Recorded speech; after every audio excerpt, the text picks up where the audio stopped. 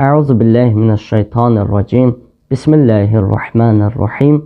Allahümme salli ala Muhammed və ali Muhammed və accil fərəcəhum.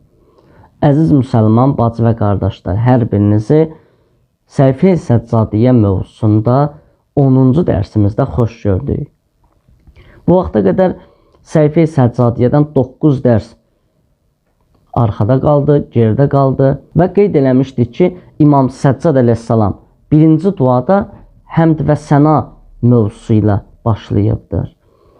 Ardıcan İmam Səccad əleyhissalam belə buyurur ki, Həmdən nuzahimu bihi mələikətəhul müqarrabin və nudamu bihi ənbiyəəhul mursəlin fi daril məqamətilləti la təzul və məhəlli kəramətihilləti la təhul. İmam Səccad əleyhissalam buyurur ki, biz həmd vasitəsilə müqərrəb mələklərlə yanbayan oluruq, bir yerdə oluruq və Allahın aradan gedməyən, əbədi olan və Allahın kəramətinin dəyişilməz şəkildə əhatə edən bir məqamda mürsəl peyğəmbərlərlə birlikdə oluruq. Bu duadan anlayırıq ki, insan həmd etməklə, Allaha həmd və səna etməklə uca məqamlara yetişə bilər.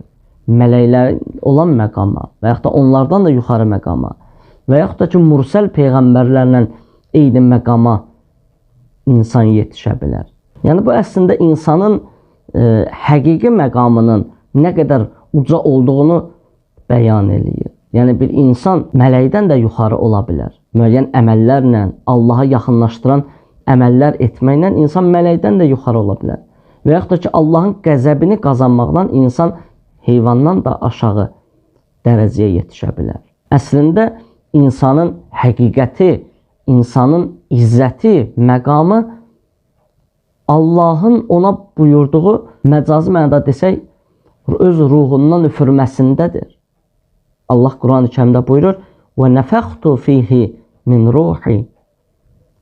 Öz ruhumdan ona üfürdüm. Və bu da insanın Allahın şah əsəri olduğunu göstərir. Və bundan əlavə də Allah Taala öz xilafətini, öz elmini və öz istedadını insana bəxş elədi, insana verdi. Yəni, insan kamil formaya yetişəndə elə Allahın xəlifəsi ola bilər. Bu nə deməkdir? Yəni, insan Allah buyurduqlarına əməl eləsə, aləmə nüfuz eləyə bilər, aləmə təsərrüf eləyə bilər. Və buna görə də insan öz vücudunda müəyyən ziddiyyətləri bir yerdə sığdıra bilir. Bu da Allahın gözəllik və izzətinin təcəssümüdür, təcəllisidir. Yəni, məsələn, insan ola bilər bir tərəfdə qəzəbli olsun və bir tərəfdə mehriban olsun. Necə ki, Allah Taala Quran-ı Kərimdə buyurur, möminlər öz aralarında mehriban, lakin düşmənə qarşı şiddətlidirlər, qəzəblidirlər. Və buna görə də insan digər bütün varlıqlardan, bütün məxluqatdan üstün xəlq olubdur. İnsanın yaradılışı ən üstün və ən gözəl şəkildə və dəqiq formada icra olunmuşdur. Bu, özünü həm insanın vücudunda bir-biri ilə tam şəkildə əlaqəli olan və bir-birini tamamlayan bədən üzvləri və həmçinin insanın digər varlıqların görə bilməyəcəyi işləri görə bilməsindədir. Bu da insanın üstünlüyüdür. Möminlərin əmiri İmam Əli əleyhissalam öz hədisində, insan haqqında olan öz hədisində buyurur ki, insan surətinin həqiqəti Allahın məxluqatının üzərində olan ən böyük hüccətlərdəndir. Yəni, insan digər varlıqların hüccətidir. Ondan yuxarıdadır. Çünki yaradılışda əsas məsələ insandır. Əsas baş rolda insandır. Çünki başqa varlıqların vücudu insanın vücuduna nisbətdə çox zəifdir və ilahi xüsusiyyətləri, ilahi sifətləri özündə zəif halda təcəssüm elətdirir. Lakin insan kamillik dərəcəsinə çatdıqda Allahın sifətlərini kamil formada təcəssüm elətdirə bilir. Ardıcan İmam Əleyhisselam buyurur ki, o, yəni həmin bu insan Allahın öz əli ilə yazdığı kitabdır. Yəni Allahın özünün yazdığı bir kitabdır. Hiyəl kitabul-ləzi kətəbəhu biyədihi. Allah bu kitabı yazıbdır. Və ardıca buyurur ki, hiyəl heykəlul-ləzi bənahu bi hikmətihi və hiyə məcmu'un suvaril aləmin. Buyurur ki, Allah Teala öz hikməti əsasında insanı yaratmışdır. Və bu insan aləmləri özündə cəm eləyibdir. Necə ki, Həzrəti Əli əleyhissalam başqa bir mübarək kəlamda buyurur ki, ey insan, səndə aləmlər yatıbdır. Lakin insan təəssüf ki, özündən qafildir. Qeyd elədiyimiz kimi, bunların hər biri insan kamil formasında olduğu təqdirdə, insan kamilliyə çatdığı təqdirdə bu məqamlara yetişə bilir. Və haşiyə olaraq qeyd edeyim ki, mübarək Ramazan ayı insanı uca məqamlara yetişdirə bilən amillərdəndir. İnsan istənilən vaxtda, istənilən zamanda Allahla rabitə qurub bu uca məqamlara yetişə bilir. Lakin mübarək Ramazan ayında şərait çoxalır. Təqribən 17-ci, 18-ci əsrlərdə yaşamış böyük İslam alimi, filosof və dövrünün misilsiz ariflərindən sayılan Molla Hadi Səbzəvari insanın yaradılışı haqqında belə buyurur ki, Allah Teala öz zatını tam formada bəyan eləməyi iradə eləmişdir. Və buna görə də özünü insan formada qərar verdi. Yəni, Allah Teala insanı özünün şah əsəri qərar verdi. Öz xüsusiyyətlərini insanda qərar verdi. Bu mənanı ifadə edir. Yəni, məsələn, insan rəhimlidir.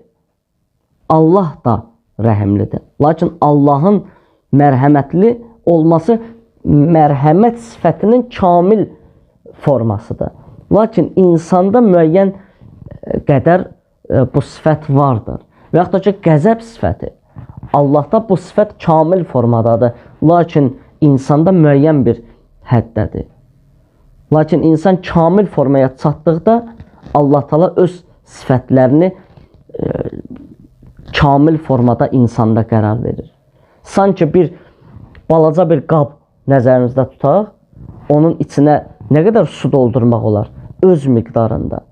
Lakin o qabı biraz da böyüdəndə, məsələn, saxsı qablar ki, düzəldirlər ustalar. Məsələn, o qabı biraz da böyüdəndə həmin o əvvəlki o balaca miqdarda, az miqdarda olan o suyu onun içinə tökdükdə nə qədər boş yer qalır. Gərək biraz daha o suyu doldurasan. Yəni, insanın mənəvi halı, qəlbi genişləndikcə, mənəvi halı böyüdükcə, ruhu böyüdükcə Allah Teala biraz da onun özündən ona biraz da feyz artırır. Daha çox onun məqamını qaldırır və daha çox öz sifətlərini kamil formada onda qərar verir. Necə ki, Həzrəti İsa Peyğəmbər haqqında Allah Teala Quran-ı Kərimdə qeyd eləyəndə, danışanda Həzrəti İsa'nın ölüləri diriltdiyini bəyan eləyibdir. Hətta palçıqdan bir ovuc götürüb havaya üfürüb və müəyyən bir quş yaranıbdır və uçmağa başlayıbdır. Və yaxud da ki, Həzrəti Məhəmməd Peyğəmbər sallallahu aleyhin Peyğəmbərlik müddətində göstərdiyi o möcüzələr və yaxud da ki, digər Peyğəmbərlərin misal göstərmək olar. Bunun bir misalında İmam Hüseyn əleyhissalamı da göstərmək olar. Kərbəla hadisəsində bir səhnə vardır. İmam Hüseyn əleyhissalamın bütün ailəsi şəhid olur, əsir olur. 6 aylıq körpəsi şəhid olur. Bu cür məqamda İmam Hüseyn əleyhissalamın başını kəsməyə gələn şəxsə imam belə buyurur ki, əgər tövbə eləsən səni bağışlayaram. Bu Allahın mərhəmət sifətinin kamilliyidir, kamil formasıdır. Ardıcan İmam Səccad əleyhissalam buyurur: "Velhamdülillahi'llezî ixtara lana mehasinel halq və ecra aleyna tayyibatir rizq." Bizi yaradılışın gözəlliklərini və halal, pak ruzunu bizim üçün qərar verən Allaha həmd və səna olsun. Yaradılışın gözəllikləri. Məhasinəl xəlq. Duanın bu hissəsində İmam Səccad əleyhissalam məhasinəl xəlq deyəndə, yaradılışın gözəlliyi deyəndə alimlərin bu mövzuda iki fikri vardır.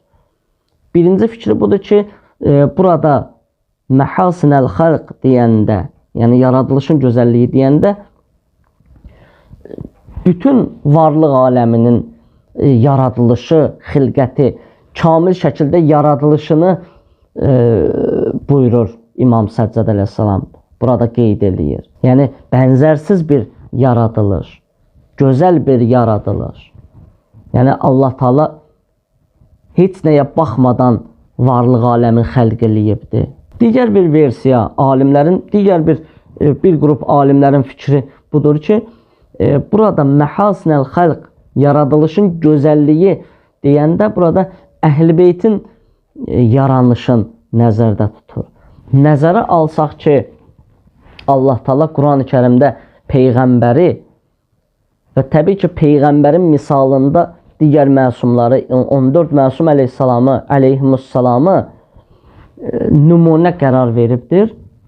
İnsanlara ülgü nümunə qərar veribdir.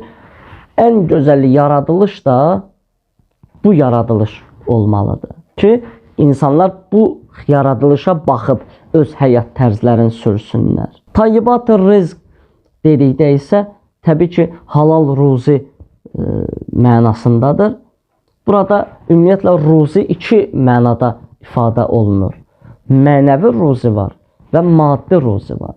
Mənəvi ruzi dedikdə, məsələn, insanın mömin olması, imana sahib olması, insanın Allah qapısında olması, insanın Allaha əl açıb dua eləməyi, ibadət eləməyi, oruç tutmağı, Allahın xəttində olmağı, bu elə mənəvi ruzidir. Allahın insana verdiyi mənəvi ruzidir. Maddi ruzidə ki, məlum məsələdir, insan gedib ruzi qazanır, yaşayışın, maddiyyatın təmin eləyir. Bugünkü dərsimiz bu qədər. Hər birinizi uca və əzəmətli Allaha tapşırıram. Vəssalamu aleykum və rəhmətullahi və bərəkatuhu.